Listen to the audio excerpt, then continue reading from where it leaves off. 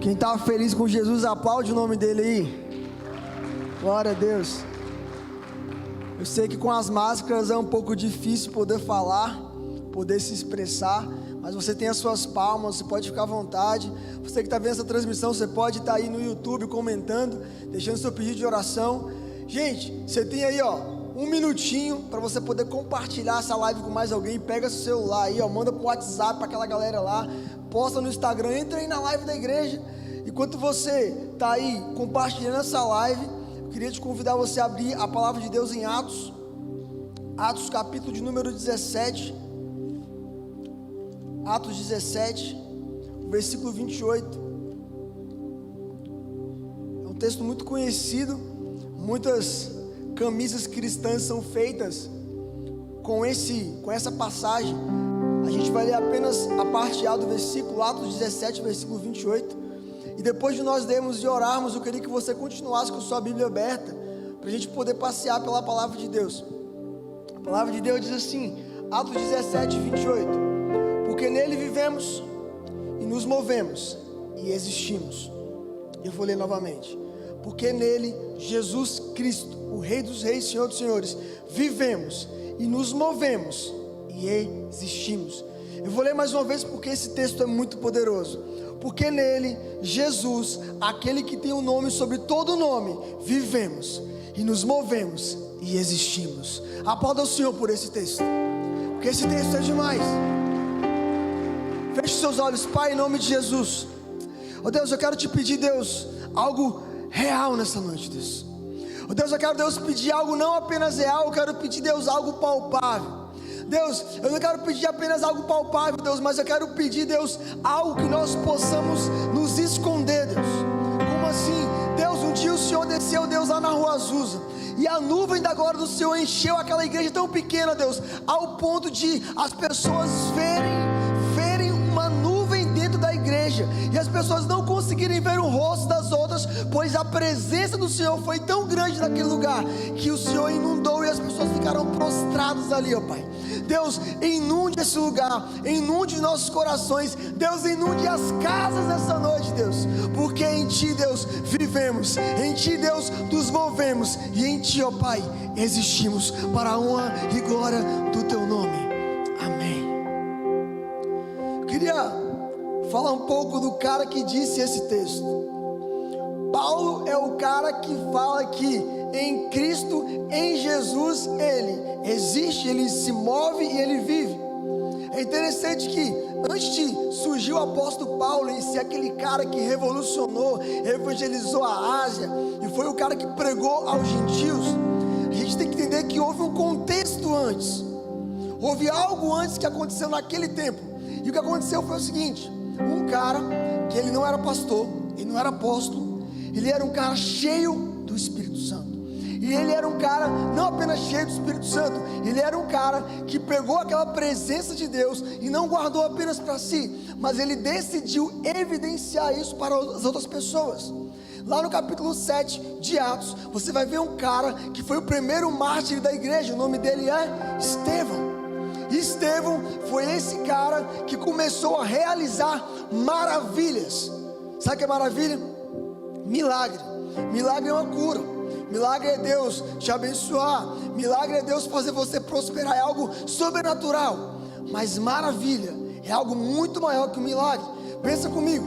Digamos que eu não tenho uma perna aqui, e de repente vinha Estevão, colocava a mão sobre o lugar onde não tinha perna, e a perna fazia assim, ó, crescia. Uau, maravilha. Sabe o que é maravilha?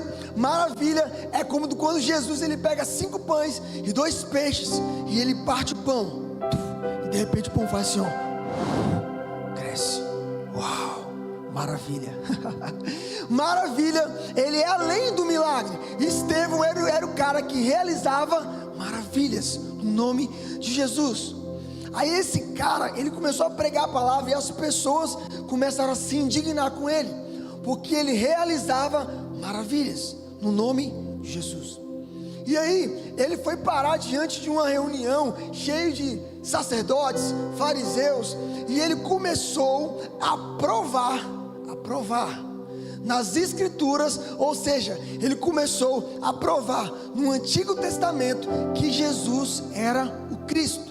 Ele começa a dizer: olha, Moisés, olha, Abraão, olha, José foi vendido por tantas moedas, assim foi Jesus. E ele começa a anunciar isso, ele começa a pregar isso, ele começa a demonstrar Jesus no Antigo Testamento.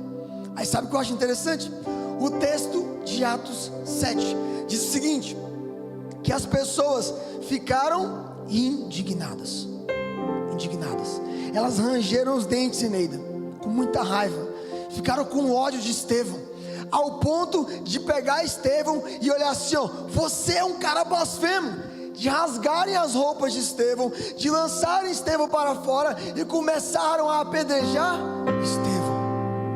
No meio daquela situação, Estevão se ajoelha, ele olha para o céu e ele tem uma visão maravilhosa. Ele vê Jesus assentado no alto e sublime trono, e ele olha e diz: eu vejo o Filho do Homem, eu vejo o Filho de Deus, eu vejo Jesus, e ele está de braços abertos me recebendo. E as pessoas ficam com mais raiva e apedrejam Estevão, e ali ele morre. Só que naquele fato de Atos 7 acontece algo muito interessante. Existia um jovem chamado Saulo. E Saulo, lá no versículo especificamente dizendo assim, versículo 58, Saulo estava vendo tudo aquilo, e ele bem assim, ó: quem é esse cara que está achando que pode provar que Jesus é o rei, que Jesus é o Cristo nas Escrituras? E como assim, quem é esse cara? E ele concorda com a morte de Estevão. Ele concorda, é isso que o texto diz, Atos 7, 56, 58. E Saulo gostou do que aconteceu. Só que acontece algo profético. Sabe o que acontece? Lembra as roupas de Estevão que eles arrancaram? Eles lançaram sobre os pés de Saulo. Cara, que parada louca. Saulo achando que estava de boa, que estava tudo certo, que estava concordando ali, mas as próprias pessoas que condenaram Estevão lançaram uma palavra profética sobre Saulo, e ele não estava entendendo. Vou te explicar por quê. Lá a palavra de Deus diz, segundo Reis, no começo dos primeiros capítulos, fala sobre a história de Elias e Eliseu. E Eliseu fala o seguinte para Elias: para onde você for, eu estou com você. Você pode ir para lá, eu vou com você. Se for para cá, eu vou com você. Aí Elias faz a seguinte pergunta para Eliseu: o que você quer, Eliseu? Fala especificamente, o que você quer de mim? E ele diz o seguinte: olha que palavra: eu quero a porção dobrada do Espírito que está sobre você. Aí Elias diz: se você me ver sendo elevado aos céus no redemoinho, você vai receber a porção dobrada. Aí a gente já conhece a história. Qual é a história? Eles atravessam o Jordão, aparece o redemoinho, e aí Eliseu diz: Senhor meu, carro de Israel, olhando para os céus. E aí Elias olha para ele: tu tá me vendo, né, Eliseu? E ele joga as roupas dele, e as roupas de Elias vêm sobre Eliseu. Olha que interessante. Aí Eliseu pega aquela capa, e aí ele realiza o primeiro milagre. Entenda, ele para na beira do Jordão, ele olha para o céu, ele está com a roupa de Elias, ele gira para o alto e diz: aonde está o Deus de Elias? Aí o Deus de Elias, quando ele bate a capa no rio, o rio se abre. A porção dobrada do Espírito de Elias agora estava sobre Eliseu. Elias fez 7 grandes milagres, Eliseu fez 14 grandes milagres, a porção dobrada. E o que acontece em Saulo é exatamente isso: algo profético é derramado sobre os pés dele, as roupas de Estevão. Guarde isso, que lá na frente vai fazer todo sentido. Aí o texto continua falando de várias coisas, de várias histórias, sobre Filipe, sobre outro cara que era diácono, outro cara que continuou pregando a palavra de Deus. Mas lá no capítulo 9, fala sobre a conversão de Saulo. Saulo era perseguidor da igreja. Olha que interessante, enquanto Estevão perseguia pessoas para que elas viessem para a igreja, Saulo perseguia pessoas para que elas se afastassem da igreja. Olha que interessante isso. Paulo corria atrás de pessoas para elas se afastarem da igreja, para elas irem contra o nome de Jesus. Estevão pregava a palavra de Deus para que as pessoas se chegassem a Jesus. Você vai entender. Aí Saulo está lá perseguindo, no meio do caminho ele tem uma visão sobrenatural. E capítulo 9 vai dizer assim, versículo 5, Paulo pergunta: quem é, Senhor? E disse o Senhor: obrigado, eu sou Jesus, a quem tu persegues. Dura para ti recalcitrar contra os aguilhões.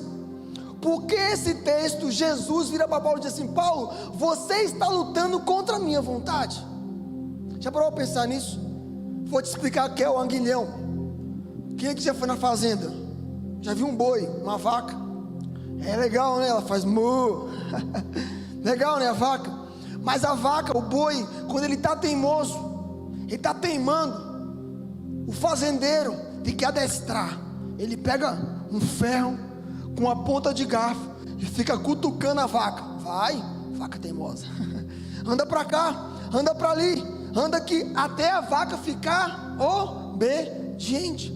Paulo, ele era perseguidor do povo de Deus. Nessa passagem, Jesus aparece para ele e diz assim: Paulo, há muito tempo eu estou falando com você, macho, só que você continua brigando contra a minha vontade. Você continua como uma vaca teimosa. É duro você ficar lutando contra a minha vontade. Aí o próprio Jesus aparece para ele. Cara, eu imagino Paulo entrando numa casa, a galera almoçando, jantando, e Paulo dando uma bicuda na porta. Porra, seus crentes, vocês vão tudo preso. Imagina, já parou para imaginar isso? O cara perseguindo o povo, batendo em gente, prendendo criança. Já parou para pensar nisso? Agora imagine as pessoas olhando para Paulo nos olhos dele, dizendo assim: Paulo, Jesus é o Senhor, Paulo, você precisa conhecer esse Deus. Imagina quantas pessoas ele perseguiu e quantas pessoas não falaram de Jesus para ele. É por isso que no meio do caminho, Jesus olhava para Paulo e falou assim: Paulo, você está lutando contra a minha vontade. É por isso que eu mesmo apareci para você. É por isso que eu mesmo, Jesus, apareci para você, para te provar que eu sou aquele que as pessoas estão pregando para você. Eu sou aquele a quem você precisa ver nas Escrituras. O texto diz que Paulo fica cego, ele se levanta, ele entra numa cidade, e aí ele fica ali muito tempo. E é interessante que ele se converte. E ele se converte, e ele é batizado. Ananias o batiza, e ele é curado ali. Os olhos dele que estavam cegos 3 dias, agora ele está enxergando. Capítulo 9, versículo 20, diz assim, ó: e logo nas sinagogas pregava a Jesus, que era o Filho de Deus. Presta atenção. E logo nas sinagogas pregava a Jesus, que este era o Filho de Deus. Versículo 22, Saulo porém se esforçava muito mais e confundia os judeus que habitavam em Damasco, provando, vou repetir, provando que aquele era o Cristo. Lembra do paralelo? Estevão provou na palavra de Deus que Jesus era o Cristo, que Jesus era o Filho de Deus para aquela plateia que estava ouvindo ele. Agora Paulo, depois de se converter, ele começa a provar que Jesus era o Cristo. Que Jesus era o Cristo. Sabe o que é isso? Primeira coisa, primeiro ponto: nele vivemos. Nele vivemos. A primeira evidência da nossa vida com Deus é o novo nascimento. O que é o novo nascimento? É a conversão. O que é a conversão? É a mudança de direção, é a mudança de hábitos, é a mudança de mente, é a metanoia, é a transformação completa de perseguidor da igreja, de afastar as pessoas de Jesus. Agora Paulo é aquele que traz as pessoas para perto de Jesus. Você entendeu? Olha que tremendo isso. Paulo está perseguindo, agora ele está fazendo como Estevão, provando nas Escrituras que Jesus era o Cristo. Isso é demais. Aí ele fica pregando. Só que é interessante que Paulo, ele fica animado demais, e ele vai para Jerusalém. Versículo 26 diz que ele vai para Jerusalém. Só quando ele chega em Jerusalém, as pessoas ficam com medo. Uai, esse cara não era o perseguidor? Não era ele que estava querendo matar a gente? Calma aí, Paulo, deixa eu me afastar aqui. Sabe como é que é, né? Vai que você dá uma facada aqui, vai que você é crente. Eles não tinham certeza da conversão de Paulo. Aí Paulo começa a tentar provar a sua conversão. Sabe o que é isso? Eu aprendo algo na palavra de Deus. Todo convertido, ele evidencia frutos. Toda conversão, toda mudança, ela é evidenciada através de fruto. Qual é o fruto da conversão? Arrependimento. Qual é o fruto da conversão? Não apenas arrependimento, mas uma mudança de atitude. Qual é o fruto da conversão? Não apenas uma mudança de atitude, mas uma mudança de vida total. É por isso que Paulo diz: nele vivemos. Ele começa a viver com Deus, ele começa a caminhar com Deus. E quando você caminha com Deus, cara, sério, você pode caminhar hoje, amanhã, depois de amanhã, até 10 anos aqui, mas se você caminhar sozinho, vai ser muito difícil. É por isso que Paulo, ele vai caminhar com outras pessoas que serviam a Jesus. Isso é viver em Deus, é a conversão. Não apenas a conversão, na conversão existe o processo de comunhão. Na conversão, o processo de comunhão aperfeiçoa o corpo de Cristo.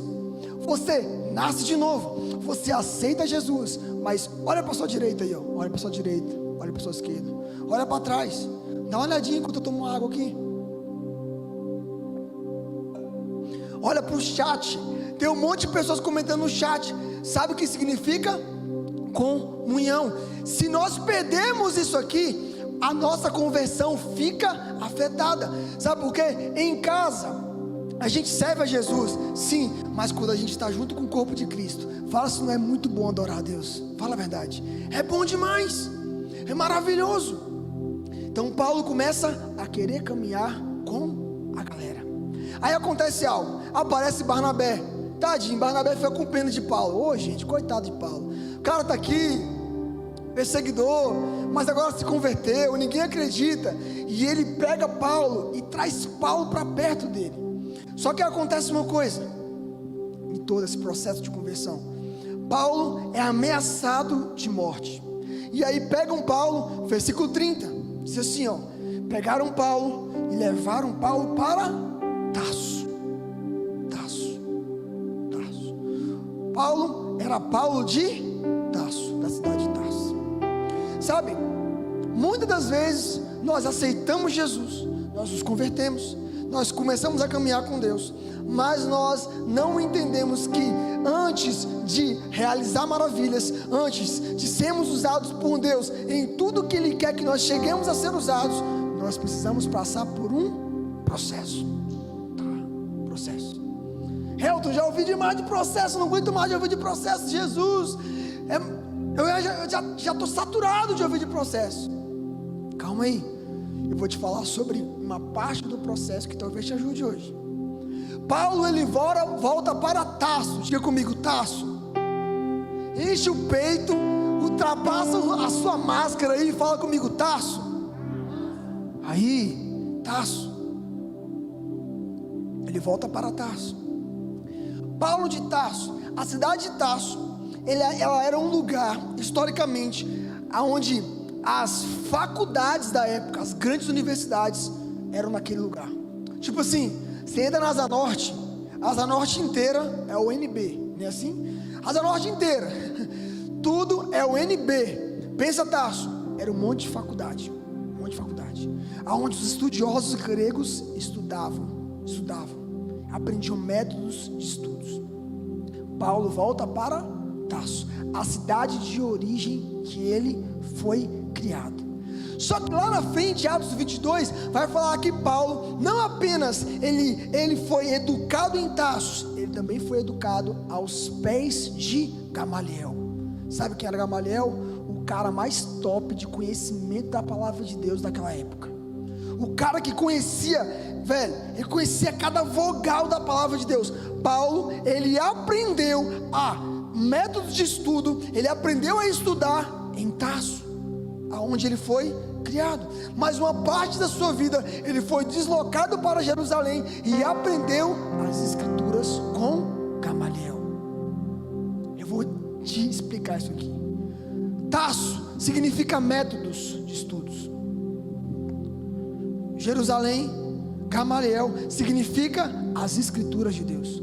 Paulo, ele volta para Tarso para viver intimamente com a palavra de Deus. Você não pegou? Eu vou te explicar para você entender. Vai fazer sentido agora para você. Sabe, Paulo, cara, ele poderia, de verdade, ficar em Jerusalém, se esconder por um tempo, depois aparecer. Mas não, o Espírito de Deus, o texto em que as pessoas enviam Paulo para Tarso, eles pegam Paulo, enviam Paulo para lá. Para quê? Para quê? Aí Paulo descobre. Ele foi para conhecer mais a Deus. Ele foi passar um processo. Sabe quanto tempo Paulo ficou em Tarso? Elton, sei lá, 1 ano, 2 anos, 3 anos, 5 anos. Ele ficou 10 anos em Tarso, brother. 10 anos no processo. 10 anos aprendendo a palavra de Deus, ouvindo a palavra de Deus, meditando a palavra de Deus. Sabe para quê? Para conhecer Jesus nas escrituras, amadurecendo, amadurecendo, amadurecendo, amadurecendo. Sabe que isso eu aprendo? Isso fala sobre movimento. Não adianta você nascer de novo em Jesus. Não adianta você apenas se converter. Você precisa se mover em Deus. É por isso que Paulo diz em Atos 17, versículo 28, que nele vivemos, nos convertemos, mas em Deus nos movemos. Paulo começa a se mover em Deus. Como é que se move em Deus, querido? Elton, sei lá, a gente fica assim, ó. A gente chapa. A gente gira no poder. Não tem problema você fazer isso. Mas sabe como é que você se move em Deus? Você se move em Deus mergulhando nas escrituras e vendo Jesus em cada passagem da Bíblia, conhecendo Jesus intimamente. Ele fica ali aquele tempo, ele fica aquilo ali, aprendendo, aprendendo, aprendendo. Atos 11, versículo 19, fala assim, ó: e os que foram dispersos pela perseguição que sucedeu por causa de Estevão, Jesus. Por causa de Estevão, o pessoal fez o quê? Vazou. Começou a pregar o evangelho em vários e vários e vários outros locais. Elton e Paulo está no processo. Enquanto a igreja estava lá vivendo o avivamento, Paulo estava aqui, ó, na incubadora, brother. Lagartinha na incubadora, lá no casulo, esperando o tempo dele, de boa. Sabe o que acontece? O problema é que nós queremos nos mover em Deus, tentar provocar algo no reino de Deus, mas não temos maturidade para cumprir totalmente aquilo que Deus quer que nós venhamos cumprir. Sabe, a bênção de Deus na hora errada, ela se torna maldição. Por quê? Porque nós não somos aptos espiritualmente para suportar, não temos o caráter totalmente firmados para suportar aquilo que Deus tem para nós. Você precisa entender isso. Você precisa entender isso. Se mover em Deus faz com que você cresça, cara. Sabe, quando você fica sobre um leito de hospital, eu fotografei uma grávida uma vez, e ela estava num leito de hospital. Ela ficou 5 meses num hospital, sem andar, se levantar, deitada numa cama. Quando eu cheguei lá, ela não tinha força para fazer isso aqui, ó. Ela não conseguia fazer isso. Ela mexia os braços, mas esse movimento simples com a perna, ela não fazia. E aí eu, conversando com ela, fotografei ela em cima daquela cama, fiz um ensaio dentro do quarto do hospital. Ficou lindo o ensaio. E ela falou assim: olha, Elton, eu não posso levantar dessa cama, porque se eu levantar, meu filho cai e ele morre. Eu tenho que esperar o tempo da gestação. Não se movimentar atrofiou os músculos da perna dela. Fisioterapeutas entravam lá dia e noite e ficavam movimentando a perna dela, para que um dia, depois que o bebê nascesse, depois de tanto tempo, ela voltasse a andar. Sabe, quando você para de se mover em Deus, a sua espiritualidade atrofia, velho. Ela para. Essa quarentena, brother, muita gente parou de orar, de ler a Bíblia, de buscar a Deus, ficou dentro de casa, só no Netflix, lá na Globo, e tal. Deixa eu te dizer uma coisa, você continua cristão, brother, você ainda nasceu de novo, você precisa continuar se movendo em Deus, você precisa quebrar essa atrofia espiritual, velho, e voltar a andar e queimar pelo Espírito Santo. As pessoas dizem, tem morte todos os dias, e sim, tem morte todos os dias, mas pessoas nascem todos os dias. Jesus tem a chave da vida e da morte, cara. Que fé que você tem, meu brother? Renove a sua espiritualidade, creia na palavra de Deus, renove a sua mente, mude a sua mente, mova-se em Deus, não pare, não pare, não pare. Eu testemunhei aqui, eu fiquei 15 dias parada, minha mente atrofiada, eu só chorando por dentro. Aí um dia, assistindo um culto online, eu recebi uma palavra profética. Eu falei assim, Deus sabe de uma, eu vou chapar, brother, eu vou ler a Bíblia, eu vou aproveitar esse tempo agora para conhecer mais o Senhor, eu vou aproveitar esse tempo agora para conhecer mais a minha esposa, conhecer mais meu filho, ficar mais perto de Ti. O problema é que a gente parou, e quando a gente para, brother, a gente atrofia. Eu sei, você já veio no culto de jovens antes, você está vindo domingo, não sai o glória a Deus, não sai o aleluia, não sabe, está preso assim, sabe por quê? Porque você perdeu o costume, cara. Eu sei que é duro, mas Deus me trouxe hoje com essa palavra de avivamento, para que o Espírito de Deus traga um renovo sobre você, cara. Quebra essa coisa dentro de você aí, deixa Deus queimar de novo. Glória a Deus.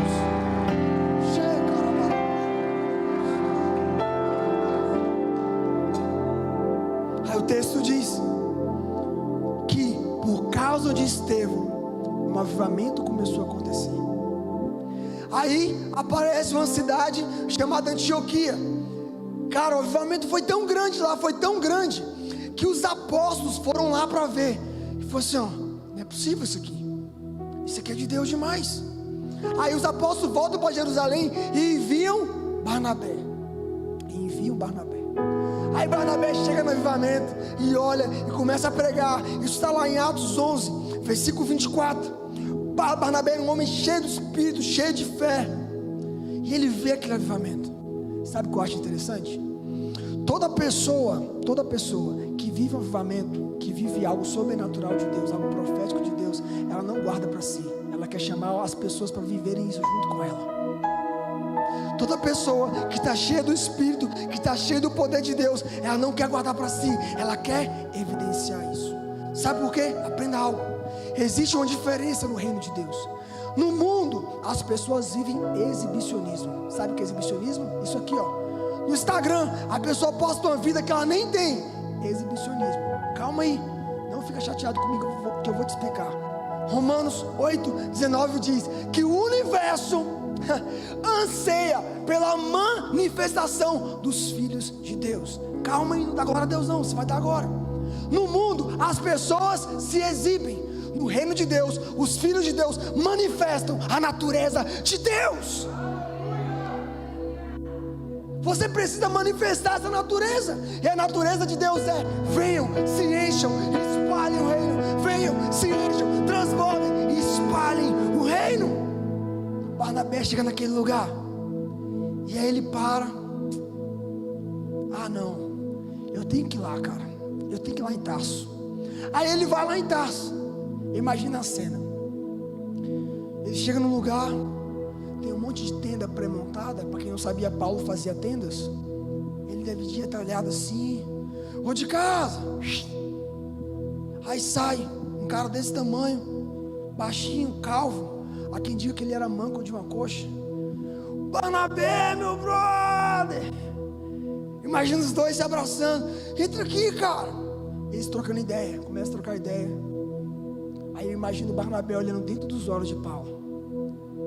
Ô Paulo, tem uma cidade ali que está rolando avivamento, velho. Tem um lugar ali onde o Espírito de Deus está sendo derramado de forma sobrenatural. Aí eu imagino o Paulo, cara, 10 anos, só na palavra. Gálatas 1 fala que ele abriu algumas igrejas, nas cidades ali ao redor, mas só ali, sozinho. Aí Barnabé fala assim: ô Paulo, vem cá, velho, vamos lá para aquele lugar. Sabe o que Paulo faz? Ele larga tudo, ele deixa tudo, ele vai junto com Barnabé para o lugar aonde o Espírito de Deus estava sendo derramado. Eu vou te contar algo que aconteceu comigo um dia. Eu estava triste, eu estava me afastando da presença de Deus. Eu lembro até hoje, era uma quarta-feira, eu em casa, triste. De repente para umas pessoas na frente da minha casa, e elas buzinam: Tutu, eu tô. Aí eu saí, eram 2 amigos meus, a Adriele e o Luciano. Eu tinha: vem cá, vamos conversar, tal. Começaram a conversar comigo. Eu lembro que no meio daquela conversa eu comecei a chorar copiosamente. Sabe por quê? Porque eu estava vazio da presença de Deus. Eu estava longe da presença de Deus. Eu estava longe da vontade de Deus. Eu estava longe do lugar do avivamento. Mas 2 amigos meus não desistiram de mim. Foram lá na minha casa, me pegaram, me reanimaram e me levaram novamente para o lugar onde o Espírito de Deus estava sendo derramado. Cara, nessa noite, de verdade, eu vim com a boca de Deus para pegar a sua visão. Os seus olhos, que está olhando só catástrofe, que está olhando só dor, olhando só sofrimento. A Bíblia diz que nos últimos dias Deus derramaria do seu Espírito sobre toda a terra. Que nos últimos dias Deus derramaria do seu Espírito sobre toda a terra. Eu estou fazendo como Barnabé, brother. Eu estou pegando você desse teu processo e te trazendo para o lugar onde Deus está dizendo que Ele quer te encher, te transbordar com o Espírito dEle. Ele pega Paulo e leva Paulo. Terceiro ponto: nele vivemos conversão, nele nos movemos, processo. Terceiro ponto: nele existimos. Talvez na sua mente, no seu coração, você não exista para ninguém. Você não faça diferença na vida de ninguém. Talvez para você, você é apenas mais um invisível. Você vem para a igreja, senta aí, ouve alguém falar. Vai para sua casa, deita, passa pelos seus pais, e você se sente um invisível. Você que está me vendo, você se sente assim, um invisível. Ninguém me vê, ninguém me nota, ninguém me ama. Só que eu te dizer uma coisa, cara. Barnabé foi atrás daquele que estava esquecido, daquele que ninguém deu moral, daquele que ninguém quis estar perto, e pegou ele e levou ele para o centro, aonde a presença de Deus estava sendo derramada. Você existe em Deus, cara. Você existe em Deus. Eu vou repetir isso: você existe em Deus. O seu nome está escrito na palma da mão dele. Ele sabe o seu nome, ele sabe o dia do seu nascimento, ele sabe a hora que você deita, que você acorda, ele sabe a hora que você caminha, ele sabe os seus sonhos, os seus medos, os seus anseios. Esse é o Deus que sabe que você existe. Ele sabe que você existe. É por isso que nele vivemos, nele nos movemos e nele existimos. Fique em pé comigo nessa noite. Paulinha, vem cá, lidera a adoração aqui para nós.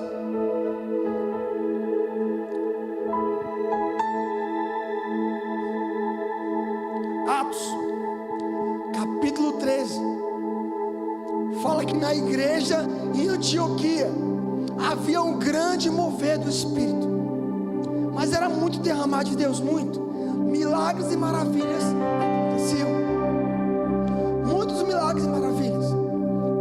Aí sabe o que eu acho interessante? Que de repente, o Espírito de Deus fala assim: ó, separem para mim Paulo e Barnabé para cumprir o meu id, para cumprir as missões, para irem pregar o Evangelho. Paulo estava esquecido em Tarso, ele estava amadurecendo.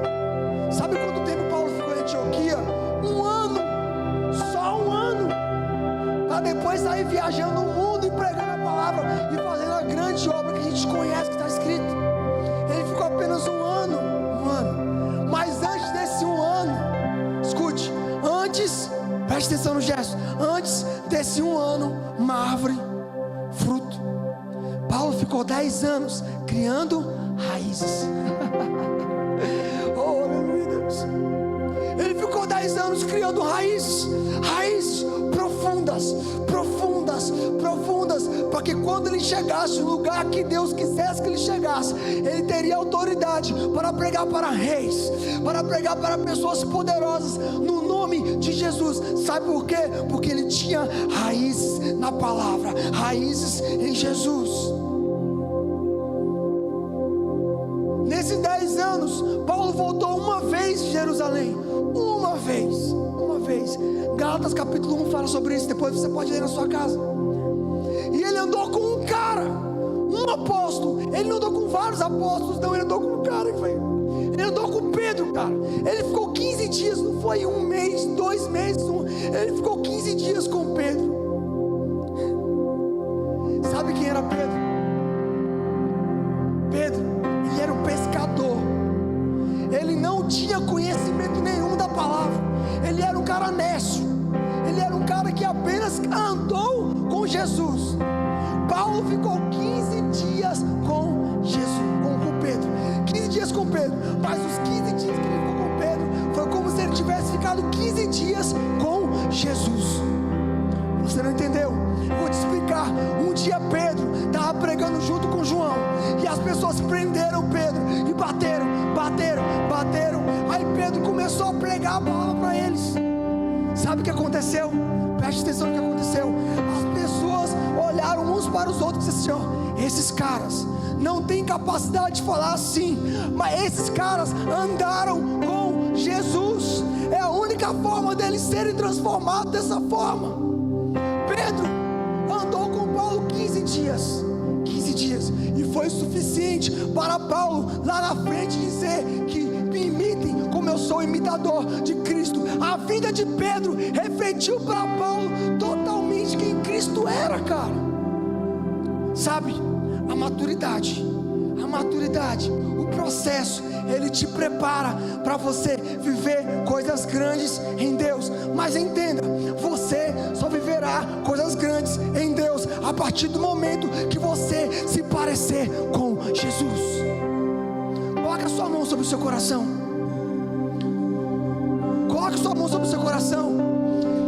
Feche os seus olhos. Você que está em casa me vendo aí agora, cara, eu sei, você está cheio de distrações. O seu WhatsApp está aí tocando. Desliga isso aí, bro. Coloca a sua mão sobre o seu coração. Quebra essa atrofia espiritual.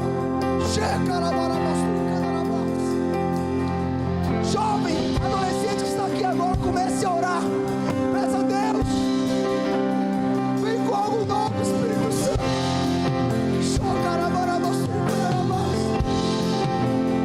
Deus, em Ti vivemos, em Ti nos movemos, em Ti existimos, Deus. Eu declaro isso agora, Deus, sobre os corações, sobre cada jovem adolescente que está aqui. Receba fogo, receba paixão, receba fome, Deus. Receba fome por Ti, Pai. Em nome de Jesus, declaro fome e sede, Deus.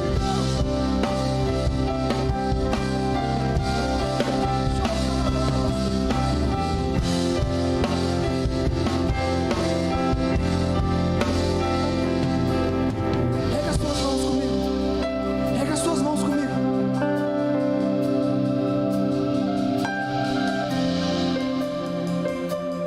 Cadê o pastor Alexandre? Fica aqui chamando do meu lado.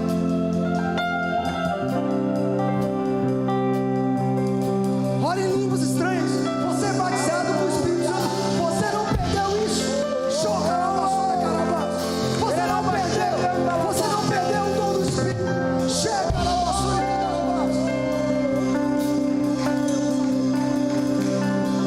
Ela baixaria.